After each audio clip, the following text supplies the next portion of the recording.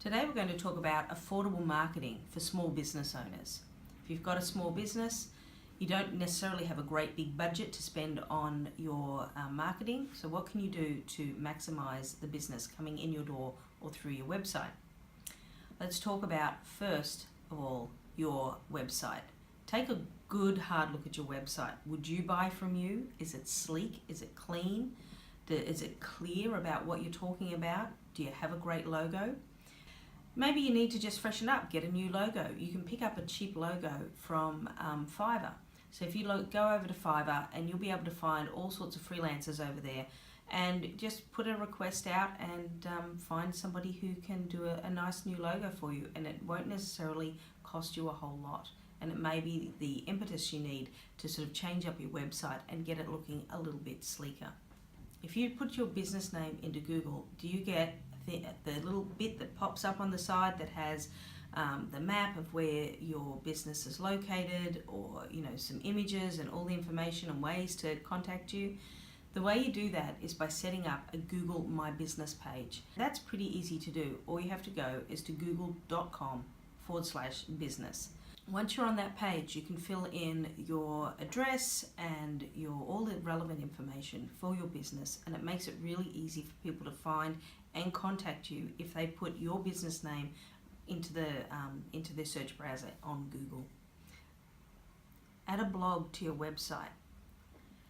Create some articles that provide value to your customers, so within your niche. So you don't have to be flogging your products, but you can be providing information that is relevant to your demographic, and then you're setting yourself up as an expert in your field, in your niche market, and providing something of value for free on your blog.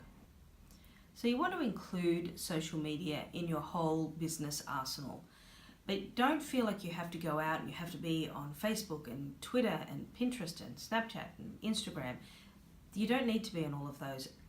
Social media can be a big time drain, and especially if you're not really sure what you're doing, you're just feeling your way around. What I would suggest you do is go and have a good look at your demographic, decide where your demographic is. For example, if you're looking at millennials or college students, you might want to look at Snapchat or Instagram. Instagram advertising is really big right now, but it's not going to work if you're looking at a 65 plus crowd or an older crowd. They're more likely to be on Facebook. So have a bit of a think about where your demographic is online, where they're spending their time, and focus on that one social media platform. That way you can put all your efforts into learning one platform and getting really good at it, and that's going to be where you're going to get the most bang for your buck. Create social media posts on a regular basis. So you want to have sort of a relatively steady feed of or regular feed of posts going out onto your social media platforms.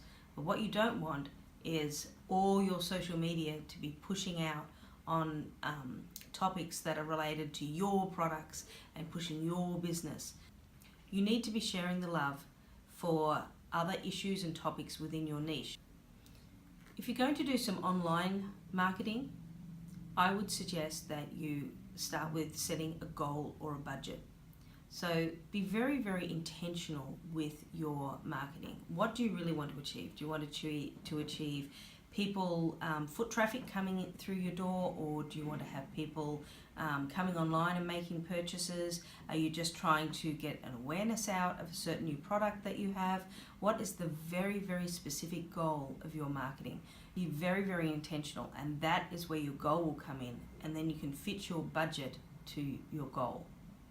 Facebook ads can be tailored to very specific groups, and you can track the conversion rate of your Facebook ads on via something called a Facebook pixel, which is it's a little piece of code that gets added to your website, and it's not very hard. You can find lots of YouTube videos to help you out to insert these codes and to set a Facebook ad campaign up properly. You can start having fun with your advertising as well and create a YouTube account.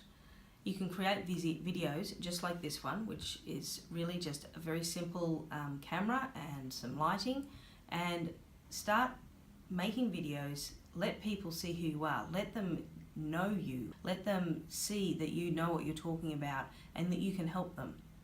Once you've got content such as blog posts or videos or something along those lines, you can start email marketing. So if you can collect emails along the way from your customers or people who are interested, you can send out a monthly newsletter, or you can get a very high conversion rate from newsletter marketing or email marketing, and great way to share your products and information. Once again, make sure there's other information in your newsletter that's not just flogging products.